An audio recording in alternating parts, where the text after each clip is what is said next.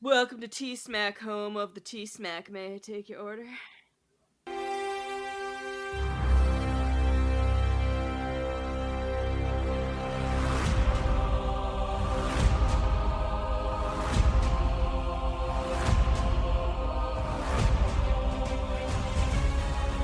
Hello there, everyone. Welcome to an all-new episode of Talking Smack, where we talk superheroes, movies, animation, comics, and much, much more. I am your host, Josh Scar, and joining me, as always, in the first officer's seat would be everyone's favorite hairless cat. It's Alex. Alex, how are you today? You know, I'm doing fantastic. I'm enjoying this brisk summer weather we're having.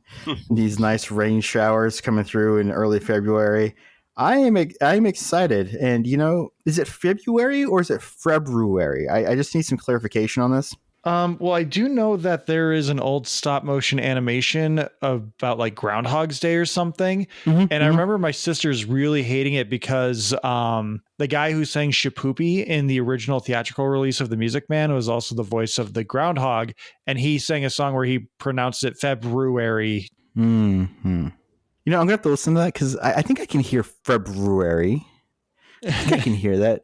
Matt, what is your opinion on this? I was going to say, maybe we should talk to our lead science officer, Matt, about what this interesting conversation is all about. I have no strong opinion because I'm a science guy, not a calendarologist. Oh, okay. Is it oxygen or is it oxygen? I think the second one. Okay. Matt, how are you doing today? How is things in science world? Oh, I'm doing okay. I'm a little sick, but otherwise I'm living the dream. Do you need to see our holo doctor? Yeah, if we have time, please. All right. They're not too busy with 7 of 9. Is that like a holographic doctor or a doctor that is like hollow, like very almost no insides? Kind of both, if you really think about it. Well, if you want to go like the Kingdom Hearts route, they're soulless. They just have nothing to live for. Don't say that about him. We should do a Kingdom Hearts lore episode and just let Matt go off on that for a while. Oh my gosh. Yeah, okay, let's do it. Okay, We've got to line you up with Kingdom Hearts and Assassin's Creed. All right, let's do it. We got some fillers coming up in March, I think, so let's lock those in. You know what? I would be very interested, as someone who's only played the main of Kingdom Hearts 1, 2, and 3. If you could explain to me what the hell the story is between 2 and 3, I would be so happy. I might be able to make something resembling the accurate retelling happen. But also, You said March? Mm-hmm. Yes, March. Like in the spring? Yeah. Like Spider Spring? That's right. Does Spider-Man show up in Kingdom Hearts 3, or did they not do the Marvel stuff? No Marvel stuff as of yet. Maybe Kingdom Hearts 4. Kingdom Hearts 3 is like mostly really poor retellings of some Pixar movies that are completely, that as far as I can tell, completely excise huge parts of the plot, so they make no sense if you haven't seen the movie. I haven't seen the movie Tangled. That Tangled world was incomprehensible to me. Or anytime a story thing would happen, I was like, when did that happen? That seems like that was important. You better get your kid on the good stuff and watch Tangled, because although it is a little tarnished with Zachary Levi in a lead role, it is still very good. Okay. All right. We're not quite at movies yet, but... Well, you know, they are working on a Tangled live action movie, so... Can't wait. Maybe of when course they your are. Child is that old. Can't wait. Sabrina Carpenter is Rapunzel, and someone from BTS is Flynn Rider or something. I don't know. The only movie that will continue production even during the emerging bird flu pandemic. Because there's no birds in it. Because Zachary Levi says, I don't care. All right. Well, speaking of Kingdom Hearts and such things, we are going to hear from our friends, Two Blokes and a Northern Boy, otherwise known as the Game Club Pod. We'll be right back. And when we come back, we're going to talk Star Trek Section 31. We'll be right back.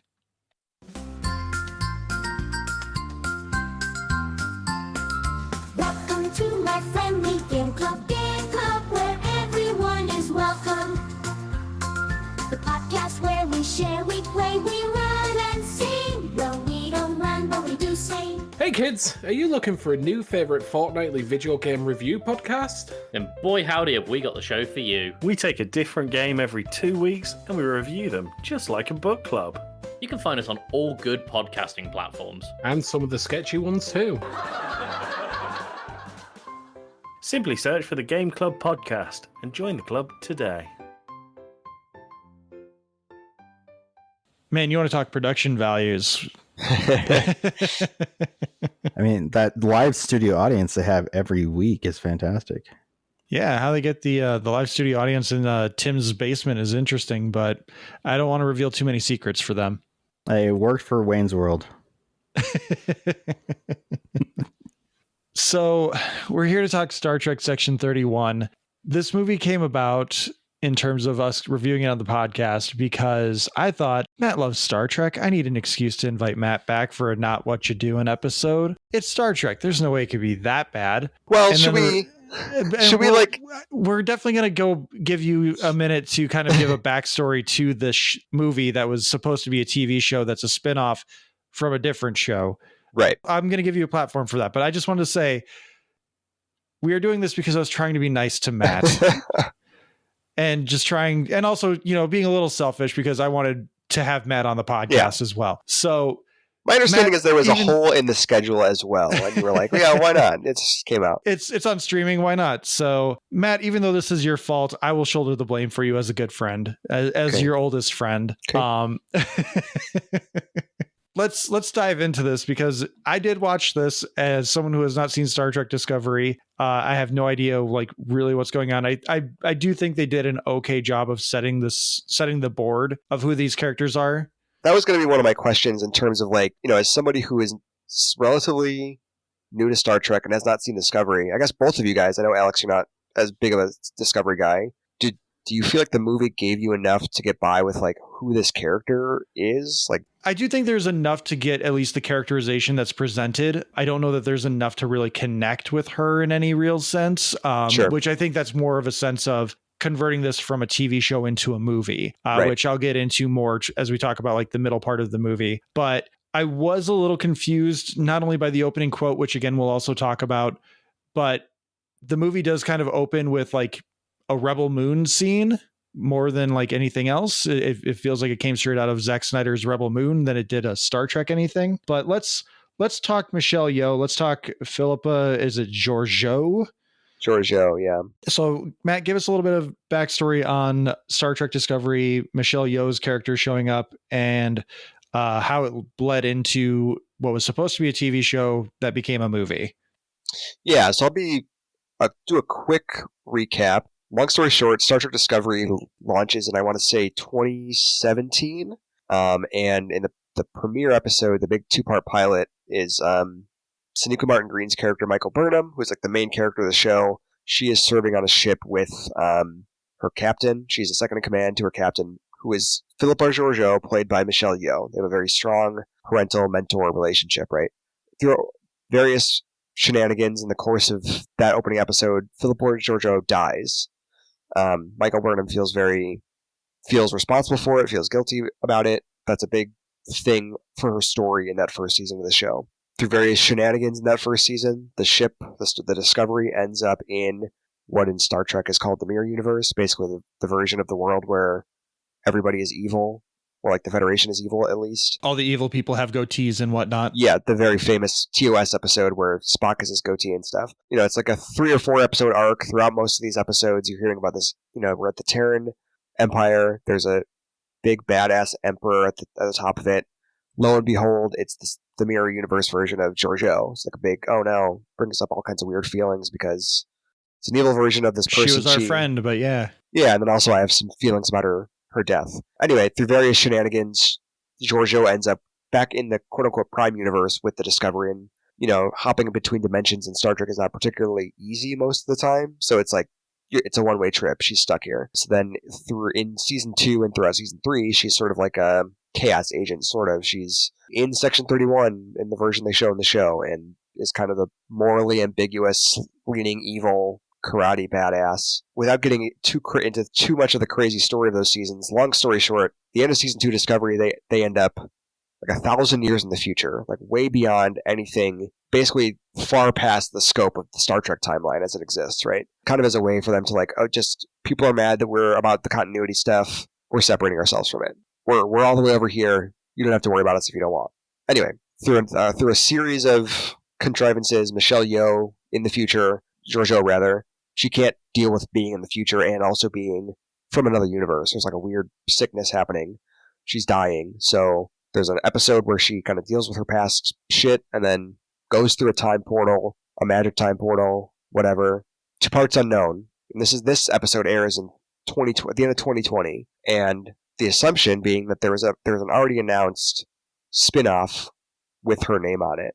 And then from there, a few things happen, right? Like that's 2020. This is probably filmed in early 2020 or 2019. COVID's happening. 2021, she becomes the biggest movie star in the world and wins an Oscar. All kinds of other things like strikes, the Paramount business shit falling apart. So I believe that this becomes, for various reasons, as you mentioned, it was a TV show. I think at one point it might have been a miniseries, and then eventually this movie that we have here. I think this thing mostly exists because I think Michelle Yeoh is on record as loving working on Discovery, loving playing this character.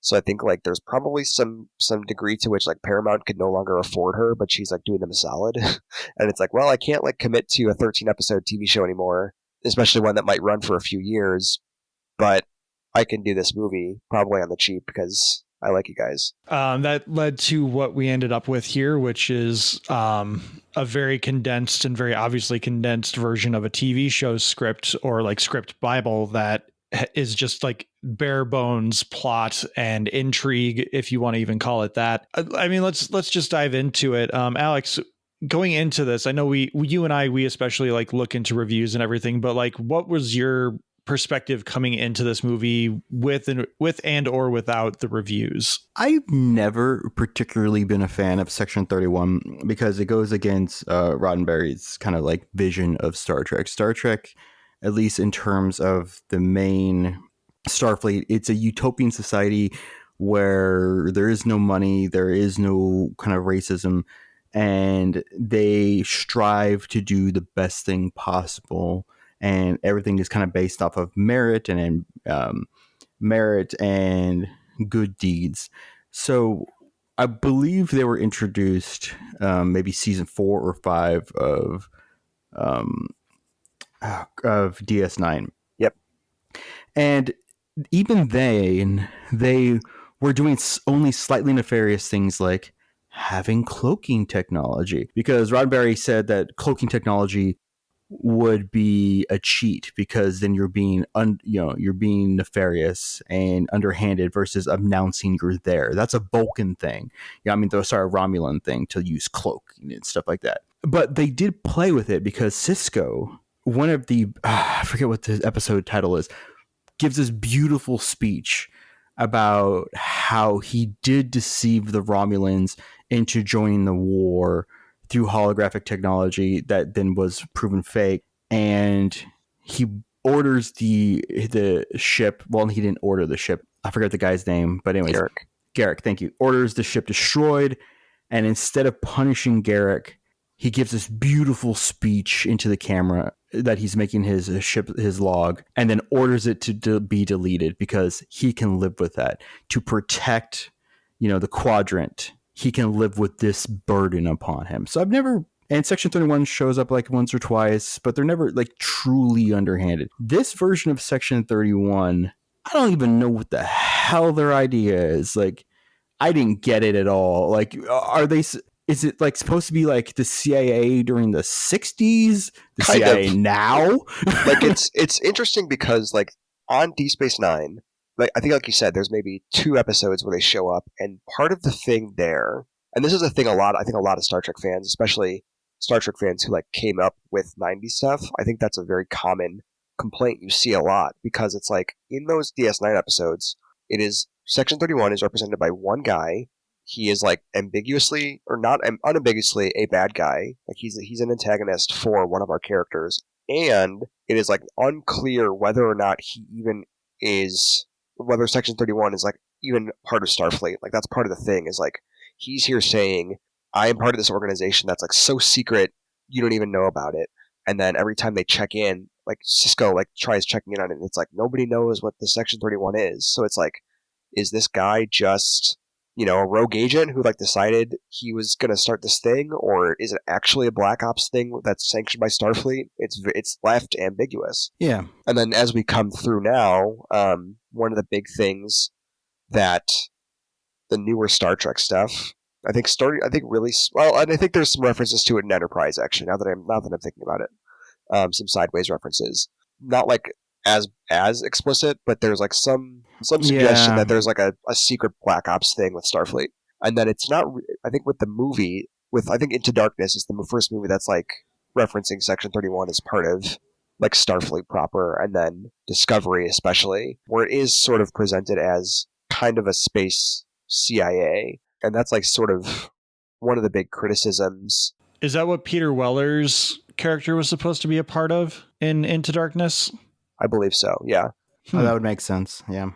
I can't remember if they mentioned it by name, but I feel like that is like part of the plot there is also like Peter Weller wants to like turn the Federation into a war machine, and that's bad. He's the bad guy, So like, I think a very common criticism of the Discovery, especially in the early seasons, and when they bring back Michelle Yeoh, and then now with this movie conceptually, is they're not supposed to be like good guys, right? They're supposed to be kind of antagonists, and I think some people's mileage can vary on that. I think especially with Discovery, like the big story of season 2 of Discovery is, oh yeah, these guys are the bad guys, but then now we have this movie that I think some people are kind of maybe rightfully wondering, like, what are we trying to say with these guys here? My only exposure to Section 31, and even then I didn't know what it was at the time, but in Lower Decks, there's an episode right. where Boimler has a transporter clone made, and the transporter clone goes by William, and he fakes his own death, joins Section 31, and goes off and does his own thing, which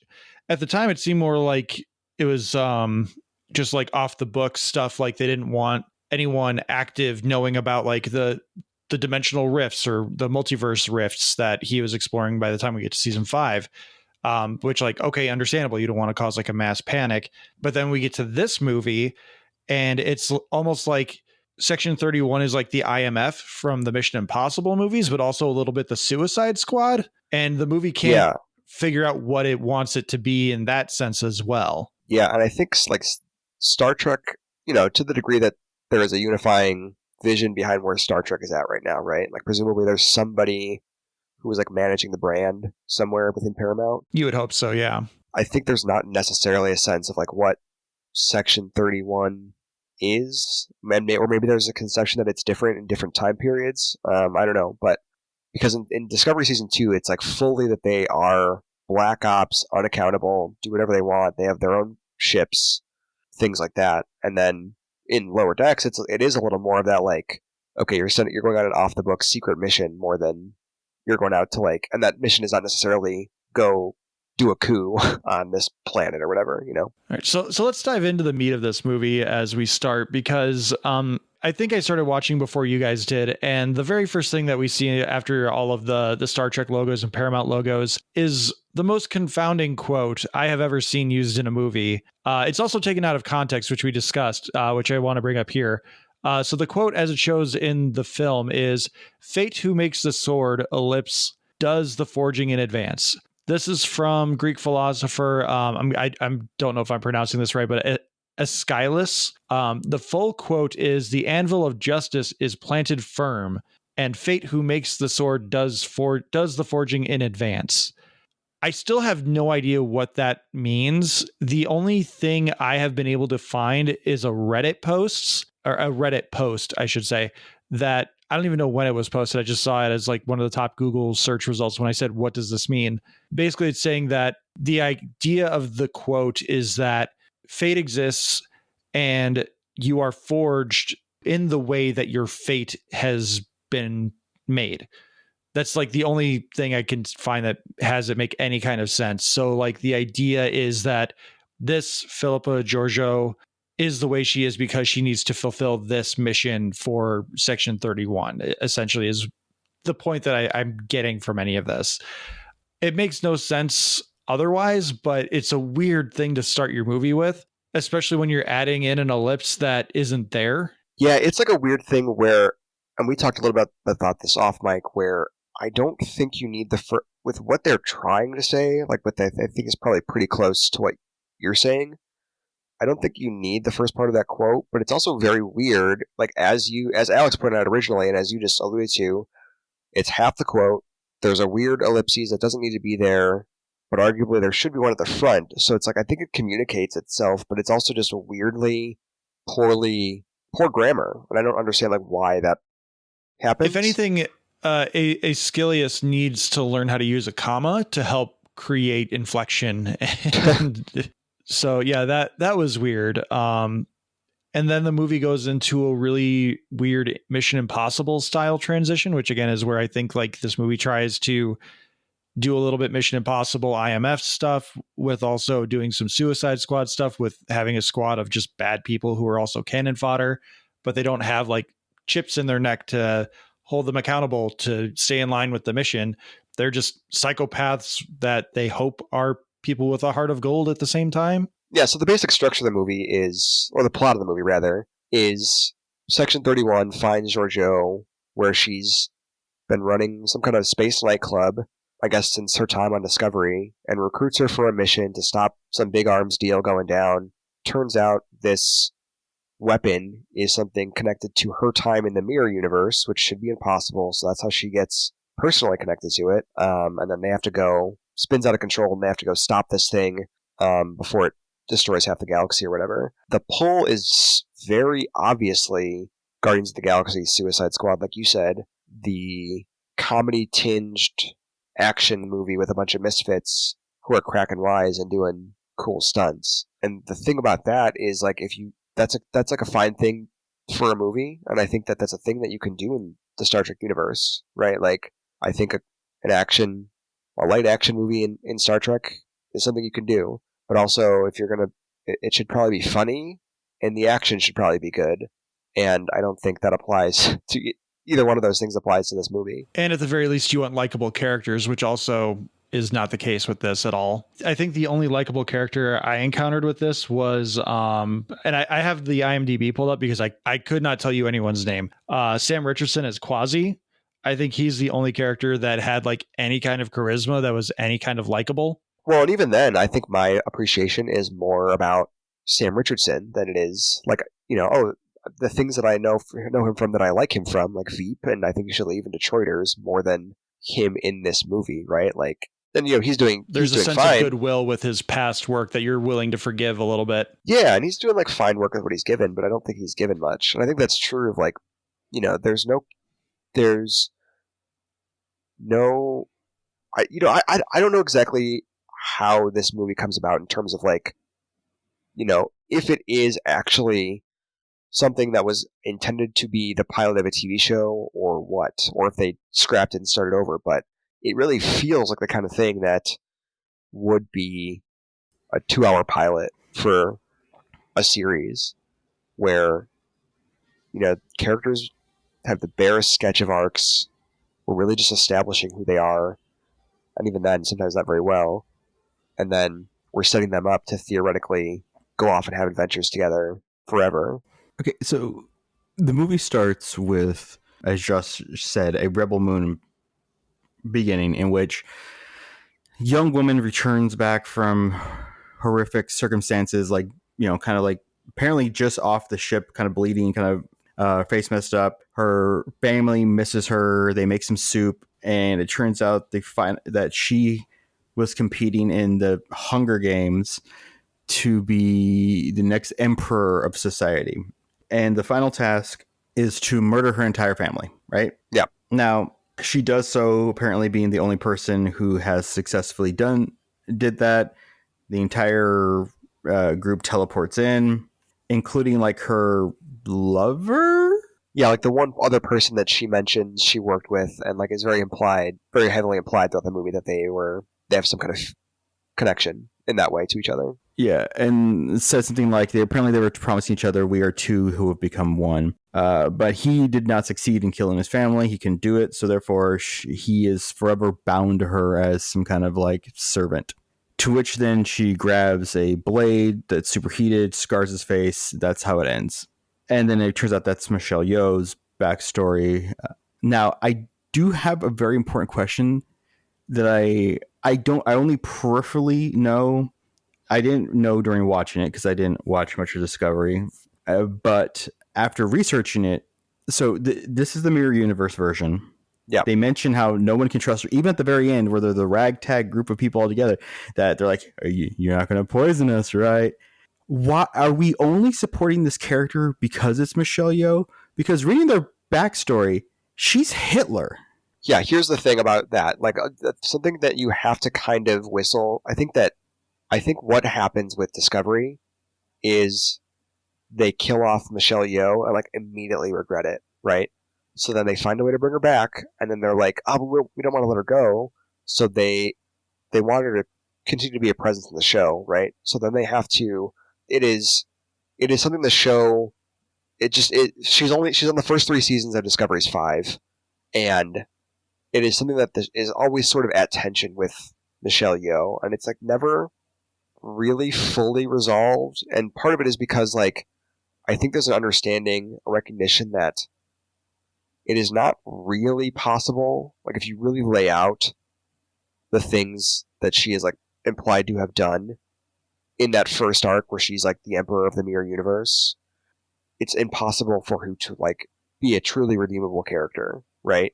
There's always this understanding that she is like chaotic, evil, sort of, with an affection towards our characters, that she's come to like them, and she is to some degree changed by her time with the Discovery, but also it can never fully contend with like the fact that I think she's implied to like eat sentient beings in like the first couple times we see her, as they try to sell the like barbarity of the Mirror Universe, right?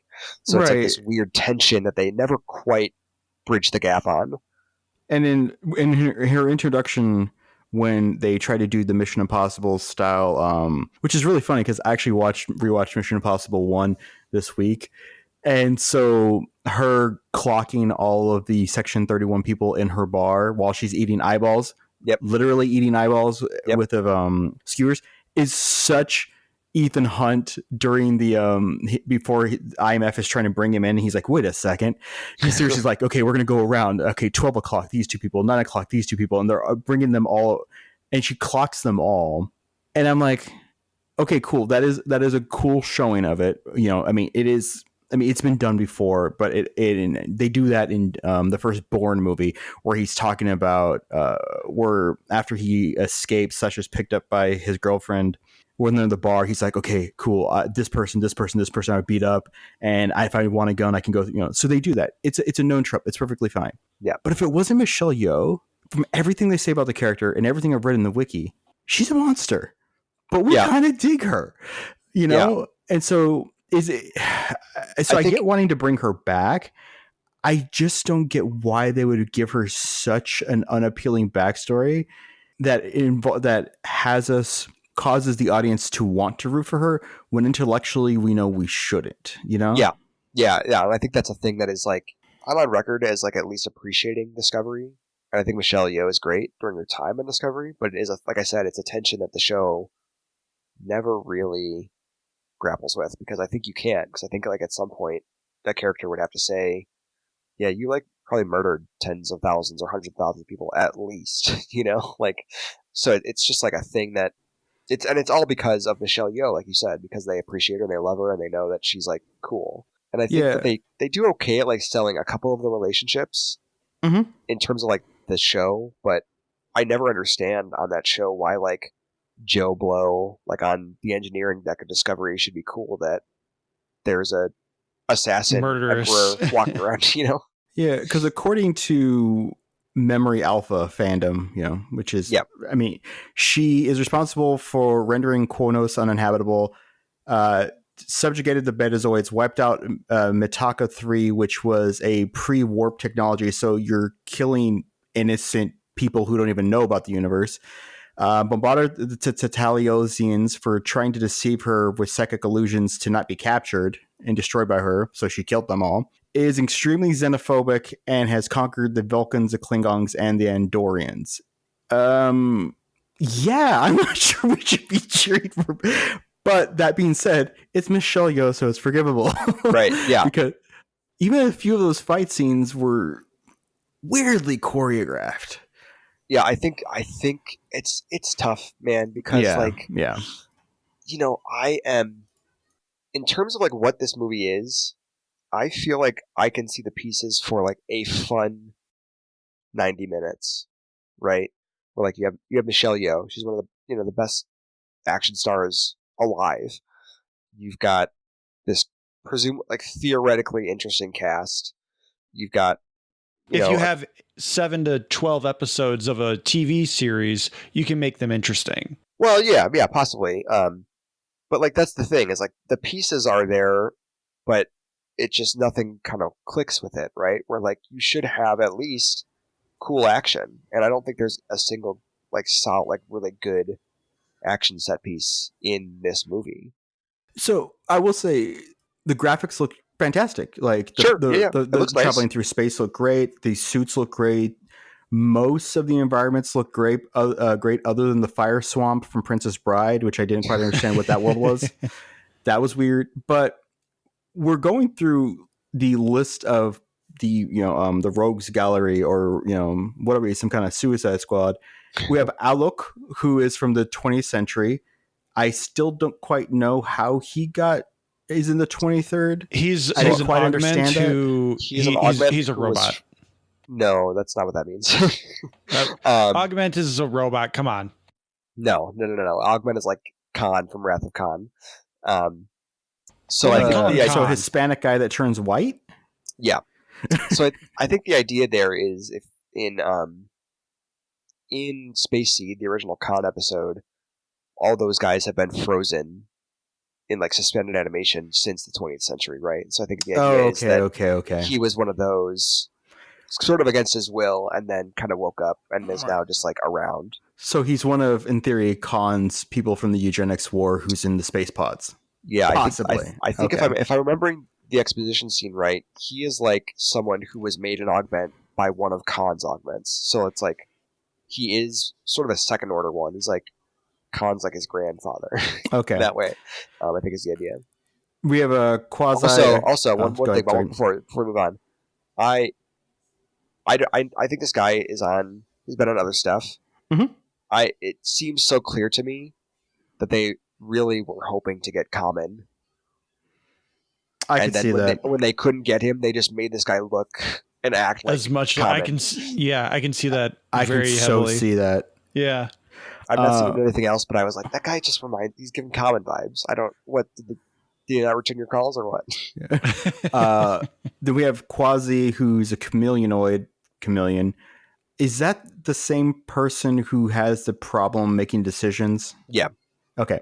Once his booty gets evaporated, yes. His one character trait. Yeah, I have a feeling that they really wanted that one to be oh crap, I can't remember saying something.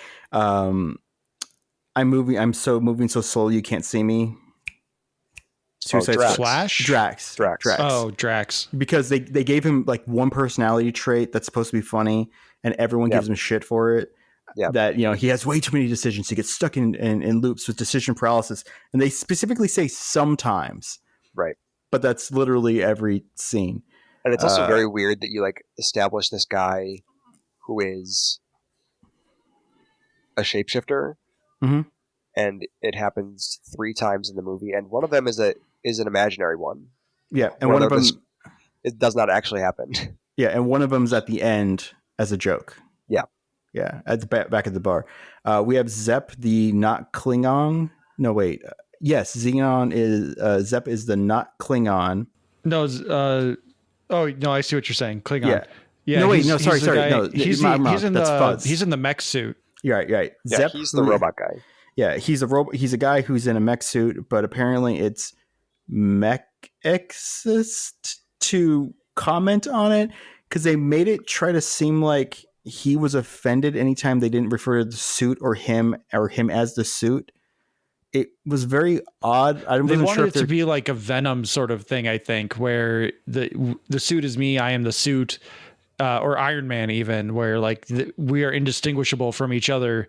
But like, yeah, they wanted to make him easily offendable for that, as well as making the micro dude easily offendable whenever anyone says something is small. Yeah. And it was like that was the character trait for what a third, if not a quarter of the cast was, I'm easily offended because you said something innocuous about size or wardrobe, essentially. Yeah. Then you have Fuzz, who is a not The Vulcan, worst. who is in a mech Vulcan suit. Yeah, he's like a But is microscopic guy yeah. who like is actually controlling he's played by a guy who looks like a Vulcan, but it's actually he's piloting a suit. And he's actually a tiny little bug man. Yeah, think Men in Black 1 with that little guy. Yeah, but even tinier even because smaller. Yeah. Then you Which have, I think that was maybe the best effect of the entire movie was the little nano man. Like I don't think he was necessarily well portrayed in a sense. I think he's very annoying, but I think the visual of the character was interesting and portrayed really well on screen. Right. Then you have the Deltan Mel, who is promptly introduced by blowing a heart-shaped gum bubble and immediately eviscerated by the bad guy. And according to this write-up, of course, we know the Deltans have irresistible magnetism, but has taken an oath of celibacy. I don't know if that was a backstory because I don't remember them saying. I know this one, Matt. I know this one. Oh, Matt, you do? I know Okay. this one. Go ahead. Please go ahead. I watched Star Trek, the original motion picture, and I know this one. So Deltans have like overpowering pheromones to the point where like humans and other humanoid creatures can become obsessed with Deltans to the point of like stalking and physical harm and even like murder suicide. And in order to join Starfleet, one of the things they do, and this is more of them making a compromise. It's not like Starfleet saying, hey, this is part of your culture, you have to sequester this from yourself. But it's them like recognizing it as a problem. And they're like, okay, let's do this. They minimize their pheromone output so that they don't affect everyone around them as heavily. And in this case, it seems like she allows herself to let her pheromones out a little bit more because it helps on the missions. But it's like ostensibly her thing on the team, right? Like yeah, but okay. Essentially it's they're Pepe Le Pew, but in reverse. But the celibacy thing, it's something that they take on when they join Starfleet as a way to make sure that no one on crew becomes too obsessed and dangerous with the Deltan and people around them. I didn't remember that because I know that in the motion picture, the Deltan character very vocally firmly says, I've taken a vow of celibacy. My vow of celibacy is still okay. intact, is I think what she says. Yeah, I didn't realize it applied to other Deltans. I went and looked that up because I was like, that's a weird thing for her to volunteer. Right. Yeah. And Don't then worry. there's obviously the Betazoids, are featured very heavily in the Next Generation. I think I remember the Deltans once or twice, maybe in the Next Generation. Possibly, I don't remember, but it's one of those things with the Deltans too, where, and this is just motion picture talk now, but like the Deltans is very similar to the Betazoids because I think like the idea that became the motion picture, I think is sort of a soft pilot for possibly a new Star Trek series starring Shatner and then having characters, the characters in that movie are basically like a dry run for Riker and Troy, it seems like. Okay, I can see that. From what I understand, they had plans to start a Star Trek 2.0, but instead of a TV show, it got scrapped into a movie, and they just kind of like this movie, but they did it better back then. They merged a bunch of the plot lines into a movie, and I think some leftover scripts survived into TNG the first couple seasons. Yeah, and like characters, part of the show Bible carried over, but overall, like certain characters, and I'm forgetting their names now, but like there's the guy who was supposed to be the captain of the Enterprise that Kirk essentially usurps with his abuse of power. Kirk knows what he did to all those kids. Sure, I'm Don't look up what that guy got arrested for. Please don't. okay. Okay. Okay, that's a personal thing, not a character thing. Yeah. So like the character was supposed to be the new captain of the Enterprise. He also had a relationship with a Deltan who had come on board, and at the end of the motion picture, they both end up going into V'ger as some kind of sacrifice to help V'ger learn a little bit more sentience. Oh yeah, and I forgot that it's even like, Will, Riker, and Troy are also like, oh, we're on this ship together and we have a previous romantic entanglement, which is exactly, I think his name is also Will, and then what's her name from motion picture? Yeah, the Deltan, which she's unceremoniously just killed off pretty quickly. And then she returns as an avatar for V'ger. But I think it's also implied that their relationship was not romantic. It was more like mentor-mentee, and it kind of blossomed into an unspoken love, which, not creepy, especially now knowing that dude is also a creeper in a certain sense. Dad from Seventh Heaven. So this is, I think, the weirdest pool because Yep. when the name was said, I was like, wait. Then the last one is, and which kind of annoys me because the mission briefing they gave at the beginning is, we're pulling in Michelle Yeoh because Starfleet can't go do this, can't be involved with it, can't be associated with it. But then they send somebody from Starfleet who then says, if we fail, Starfleet is doing this.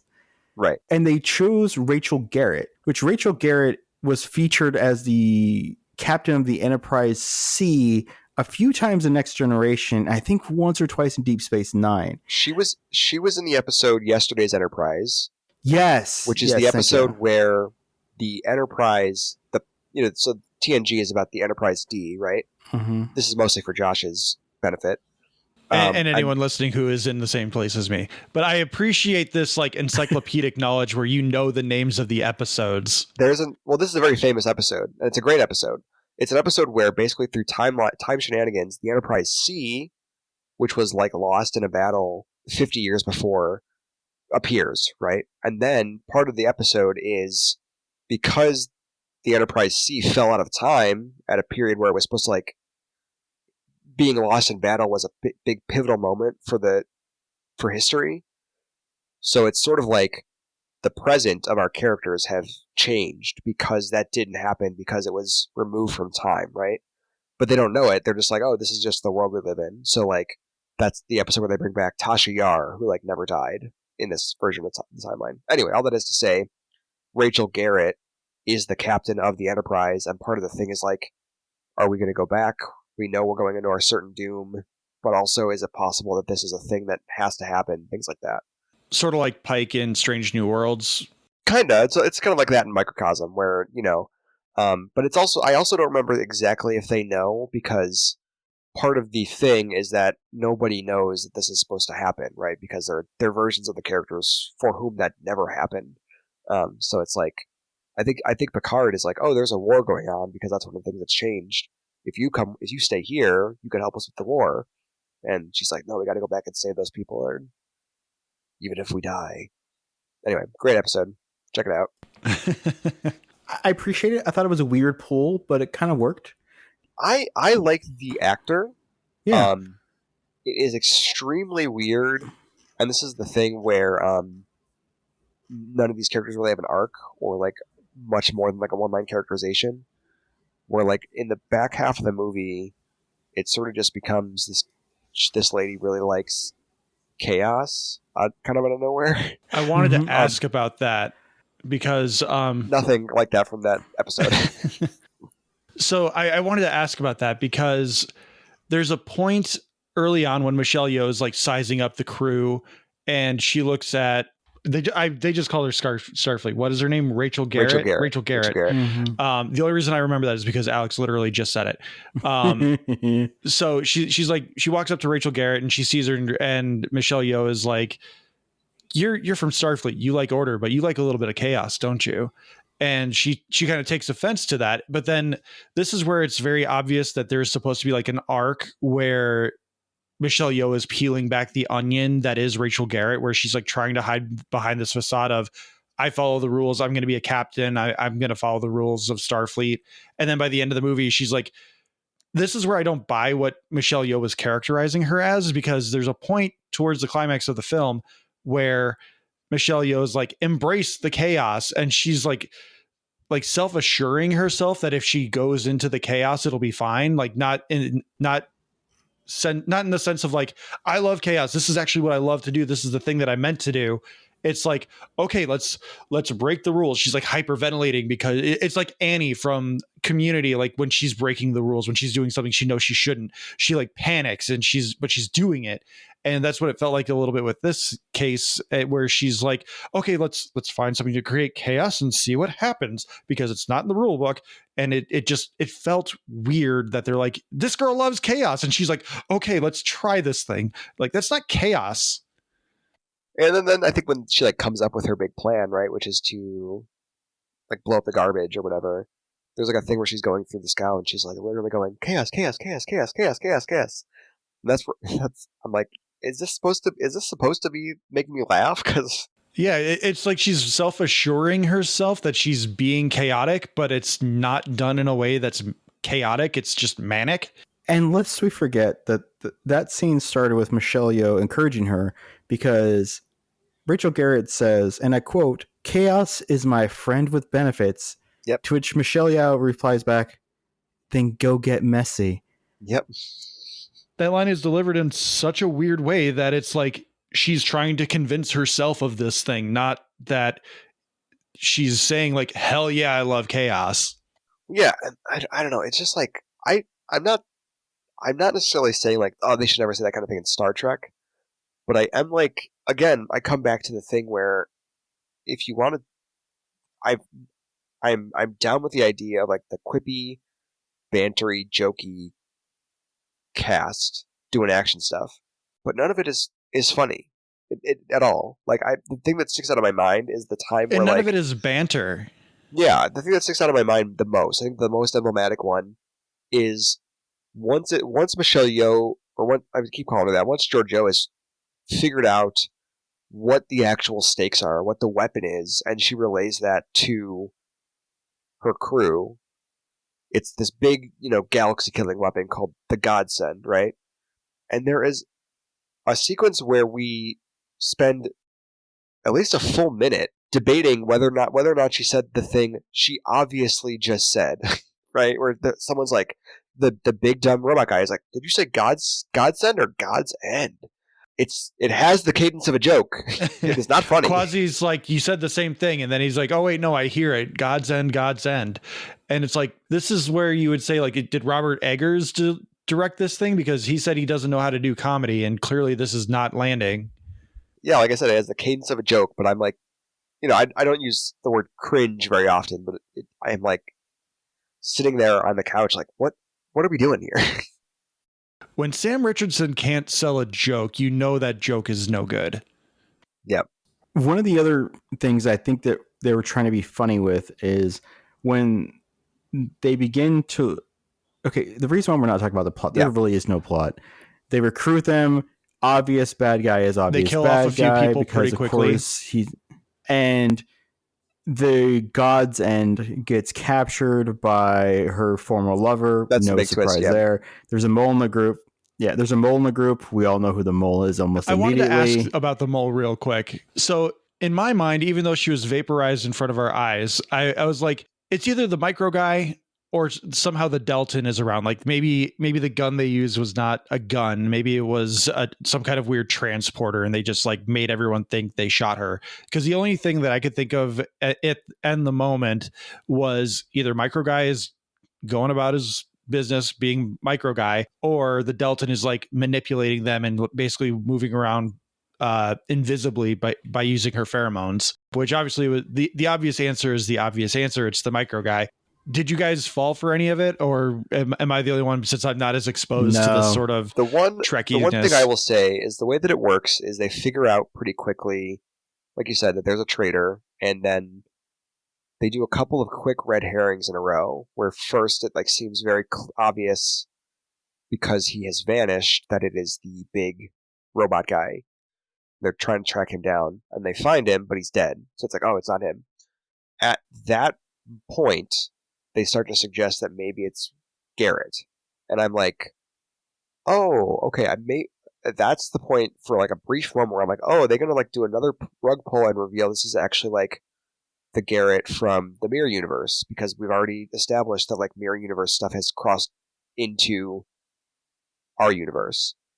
So like there's a brief couple of minutes where I'm like, oh, that could be really interesting if it's they're kind of playing on our expectations of like the kind of character this is supposed to be, because we know them from TNG if we know Star Trek, and that's what it's going to be. And then obviously that's not what happens. Like that's the closest I got to like kind of being swerved. Yeah, because they were kind of leading you down that path where for a quick second there's a whole sequence where they tie her up and they're asking her questions and stuff. But even then, I think I'm thinking about it more than the movie actually is. You know? Yeah, which is when we get my other most hated line in this damn movie, which she has affection apparently for the mecha dude a little bit, and the quote is, "Oh, you got the mecha boom boom, don't all humans?" And I'm like, mecha boom boom, don't all humans? I didn't laugh. I just stared at the screen going, are they trying to invent 23rd century slang? Is this because that doesn't work, especially when like someone from a Mirror Universe reference a modern day thing. I forget what it was, but the guy with the mechanics on his head when everything went to shit. And I'm like, mecha boom boom, don't we all? Or don't all humans? No. but he's got that boom Who boom wrote pow. this? Yeah, that's the thing. And like all the jokes, quote unquote jokes, are like that, right? Where it's like some quote unquote clever turn of phrase that is not really clever or funny.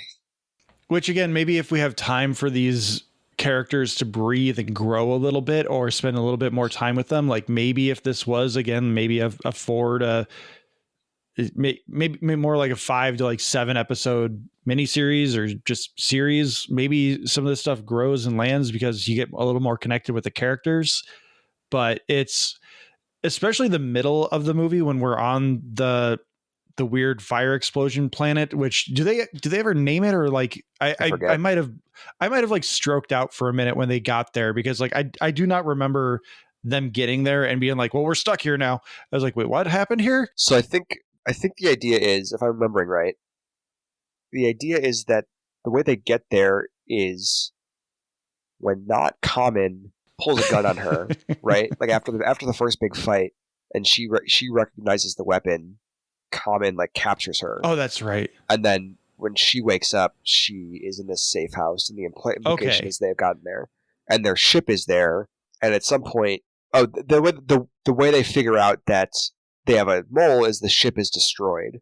Mm-hmm. But I don't know if they ever name it. That's also a bit that irritated me too, that I couldn't quite get my head around, is the whole sequence is they go to her club to recruit her. There's a buyer or a seller who's coming to sell this weapon, and the whole idea is they're going to intercept it and get it and arrest him. That's the mission. Bing, bang, boom, easy peasy.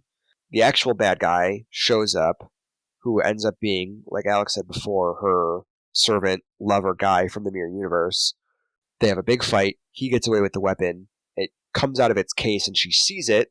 So she's like, oh my god, that can't be true. That's from my universe, and also it was supposed to be destroyed. Common shows up with a gun on her. Not common. But like there was no indication that she is like turned on him. She just recognized what it was. Like I was this probably got in my head for like the next few minutes of the movie. Is like, why did he like show up with the gun on her? Like he's like, hands up. You knew what that was. Hands up. Dog, you put her in this situation. You asked her to be here. Well, I mean, admittedly, she did come up with a more straightforward plan than they did. Although I do remember now, I think the only thing in this entire movie that made me in any semblance laugh was the original plan that they had to get Michelle Yeoh on board, which was he's going to try and seduce her and then just immediately headbutt her. And the noise that she makes when the headbutt lands is what made me laugh, because it was so comical and like completely not in sync with this movie. I was like, that was a good noise. That's also one of the 3 times Sam Richardson morphs. Is like the plan is that she's going to take her place.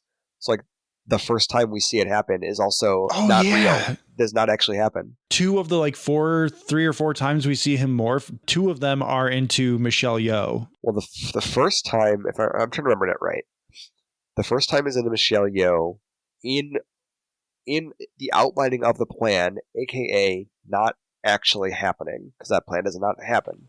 Yep.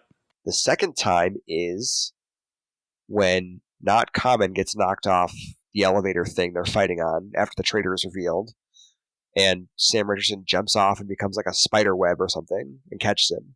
Mm-hmm. The last time is at the end of the movie when they're all, they've saved the day, they're sort of getting together at the bar to talk about how they're going to be a team.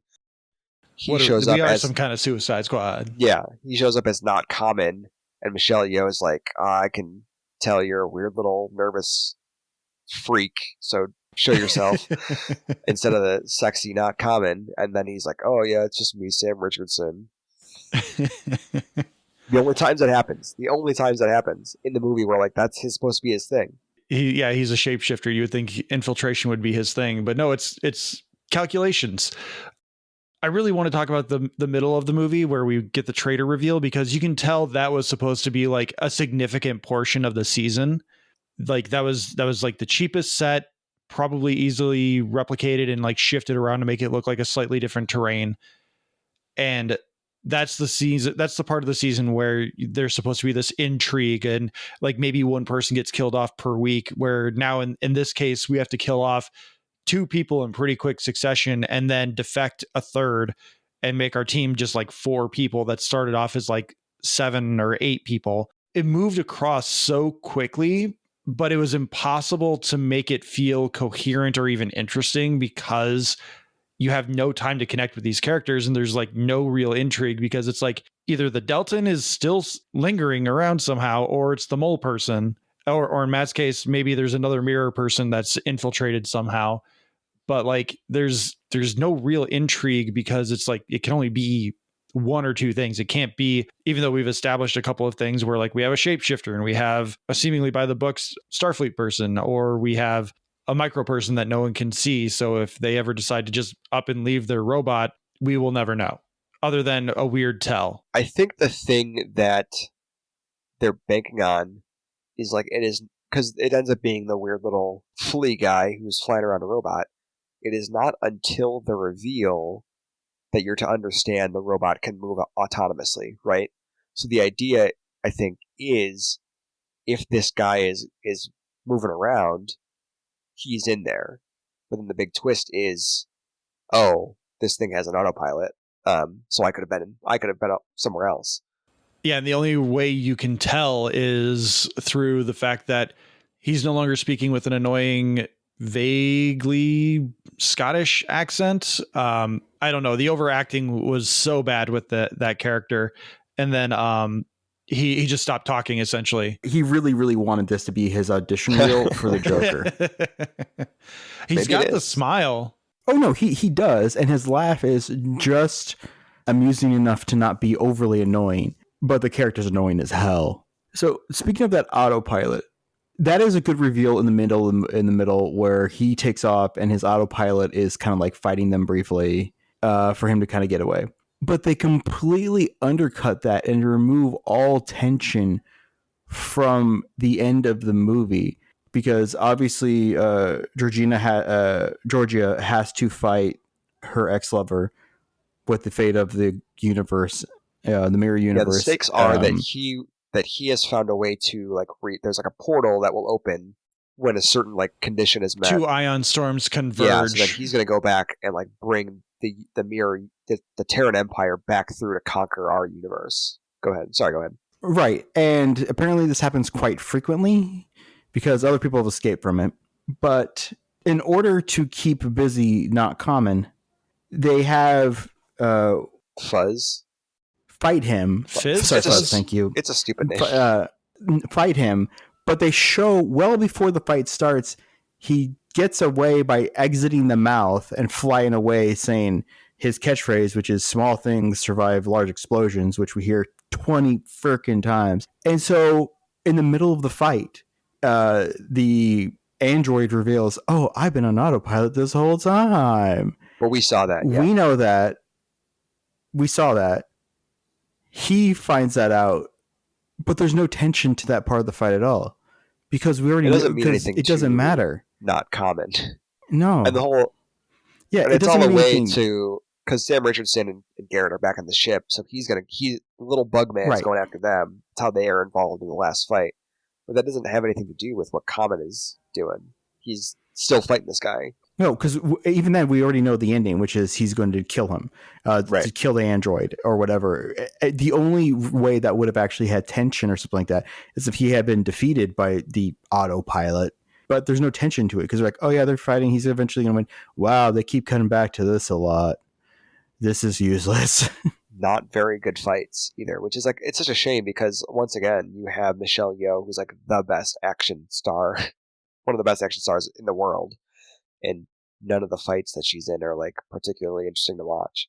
No, they're not shot interesting. The choreography is not great. And then on the subject of choreography, I want to know who the stunt guy was or the like fight choreographer because they clearly didn't get a script because Alok, whatever Not Common's name is, he tries to choke out the robot like 2 or 3 times.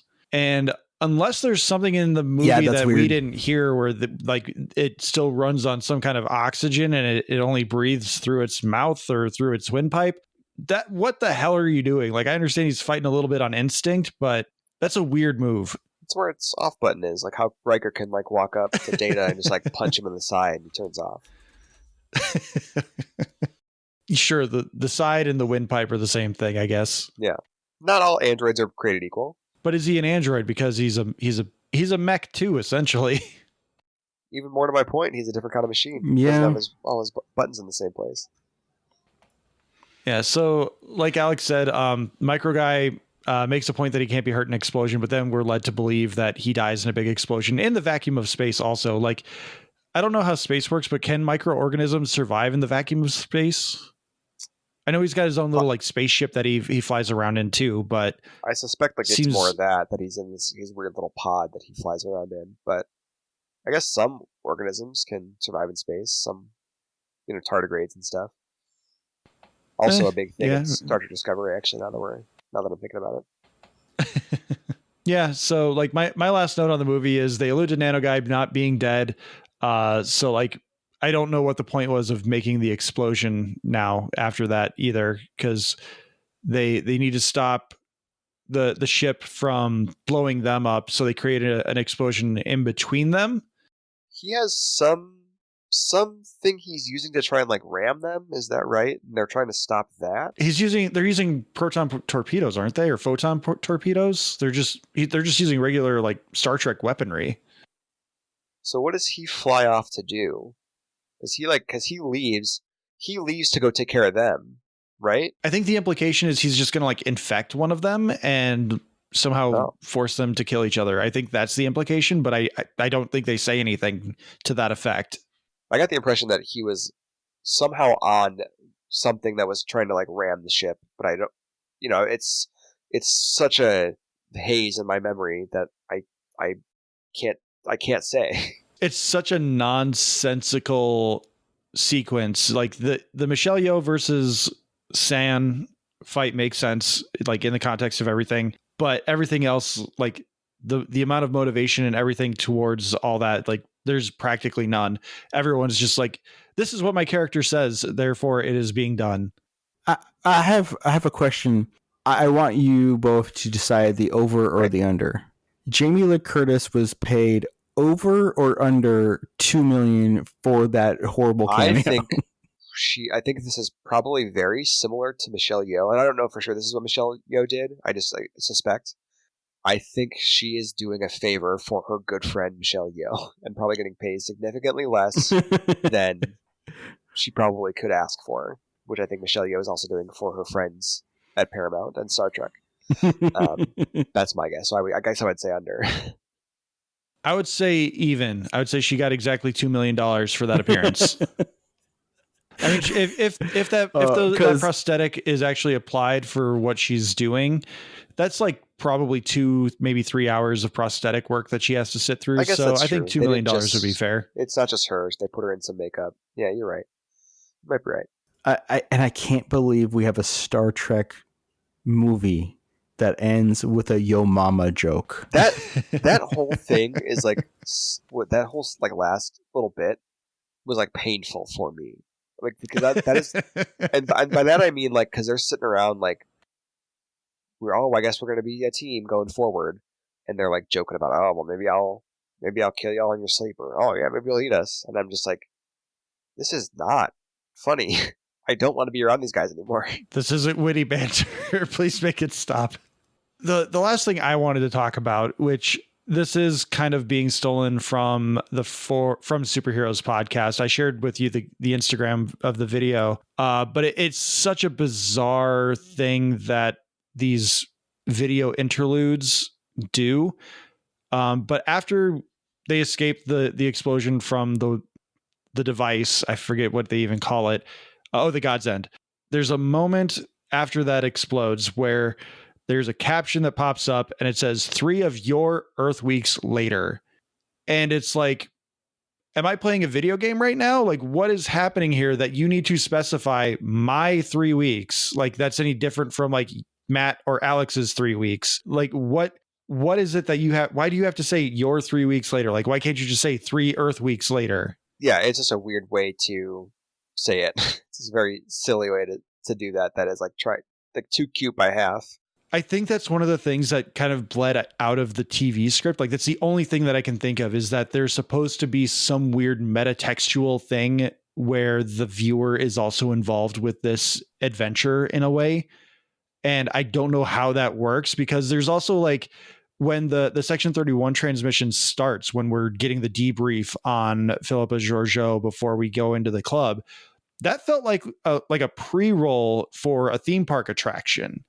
Like that didn't feel like even like a Suicide Squad like debrief kind of thing. Like, oh, here's Harley Quinn. She's a former psychiatrist who's been manipulated by the Joker. Here's Poison Ivy. Here's Killer Shark, King Shark. Here's these guys. Like it didn't even feel like a proper debrief. It felt more like you're about to go on a theme park ride that's themed around this event in Star Trek. Here's the setting and here's why this thing is happening. And it's like the worst theme park ride you've ever been on. I think it's more like, I can't think of a specific example, but like sometimes in sci-fi, you will have an alien character be like, oh, it's like one of your Earth, whatchamacallits, right? Like, oh, this not unlike one of your Earth cars. They're talking about like a vehicle or something. It's just like a very stupid way to deploy that. But usually it's done in a way to set up some kind of expectation. Like to your point, Matt, in the Voltron Legendary Defender show, they take a moment to specify the length of time that is an Earth second and an Aluran tick, which ticks are like a little bit longer than a second. So like they establish a set amount of time when they start talking about ticks compared to seconds, which allows them to like do certain things. Like there's something that they're doing to establish a rule within their universe when they're doing something like that.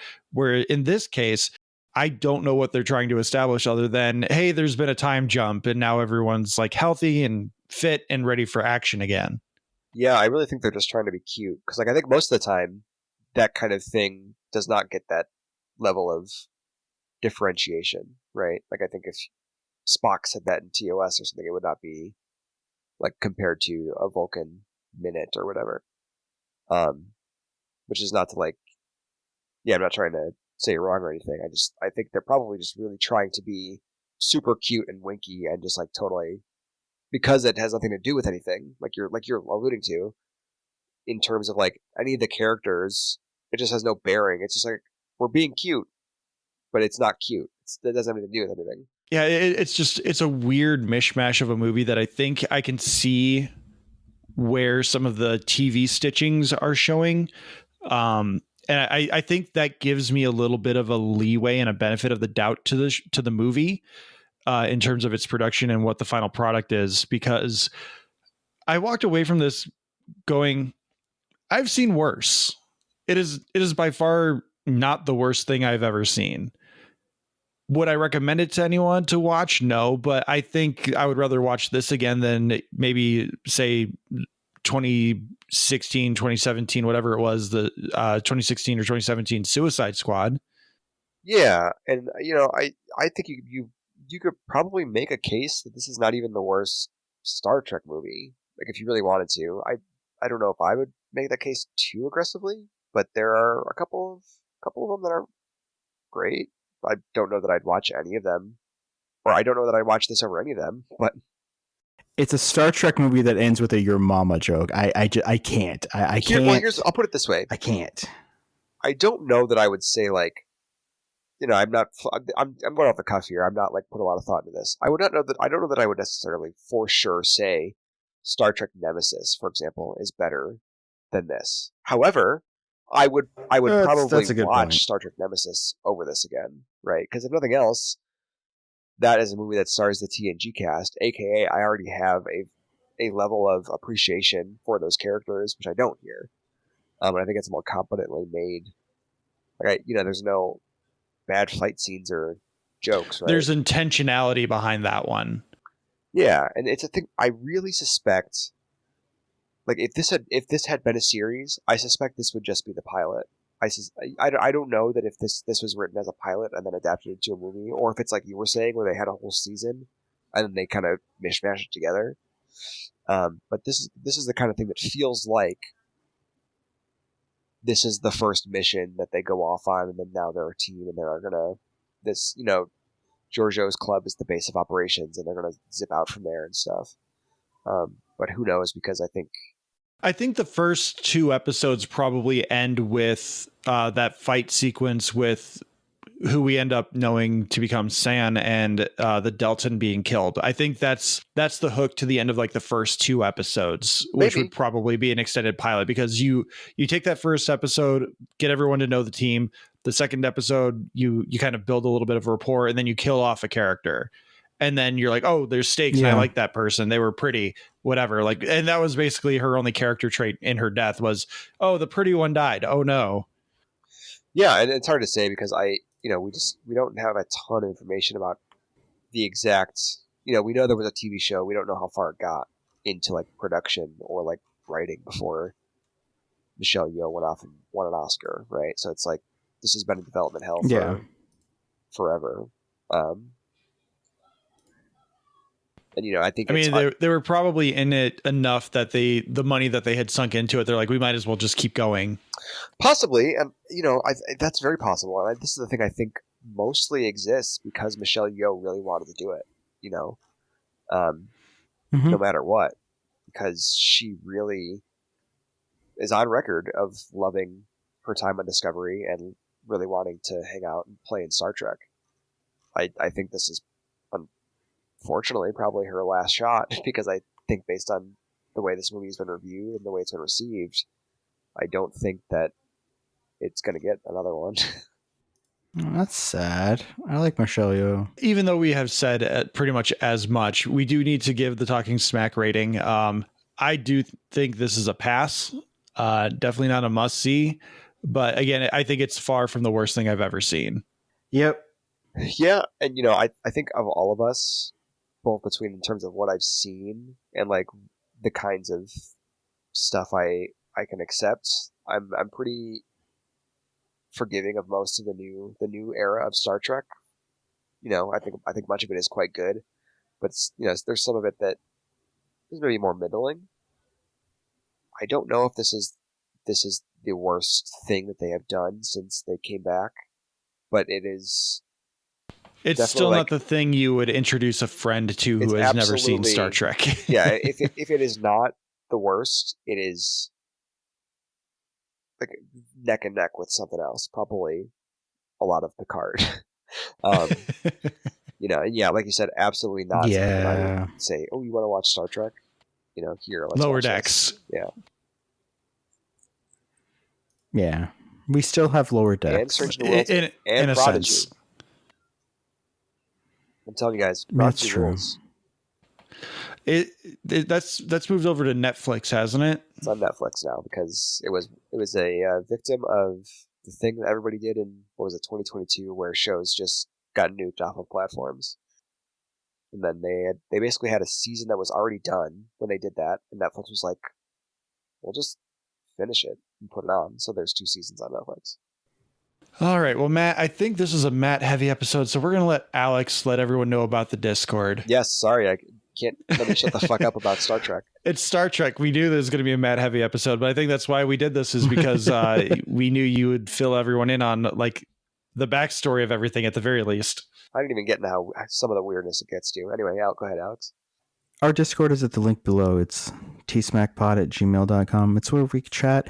It's where you can let myself, Josh, and Matt know that you didn't even know Star Trek Section 31 was released, and to thank us for keeping you away from it. Because if you stream it, they will make a sequel. Now, that could be good because we'll get more Michelle Yeoh, but that would also be bad because we'll get Whiff, who replaces Zep in the exact same Vulcan Except font. they have a bad Stupid. Southern accent. Stereotypical. I mean, they had a stereotypical Scottish accent. Irish accent? I don't know. They're just trying to be the Joker. It's true. So with that, definitely please join our Discord. Link is in the episode description. Engage with us. We're all, at some point or another throughout the day, the 3 of us are in there. You can find us on all the social media platforms: Blue Sky, Instagram, Threads, Hive Social, Facebook, YouTube, and TikTok at Talking Smack Pod. Email us your thoughts, questions, reviews, thoughts, concerns at tsmackpod@gmail.com. Thank you to Leo Allen for our musical themes. Thank you to Beppo and Retro Ale Studios for our avatars. And hey, Joey Fitzgerald from the Game Club Pod, thank you for doing our thumbnails now. I, at the moment, am retired from the thumbnail game. The last one I did was the Mass Effect 2 episode, which I'm very proud of. I think that's why I stopped. I wanted to retire on top. But please like, subscribe, rate, review on your podcatcher of choice. If you're watching on YouTube, please hit that like button, hit that subscribe button. Matt, Alex, thank you so much for being here. Thank you so much for listening, dear listener. Most importantly, take care, and we will see you next week.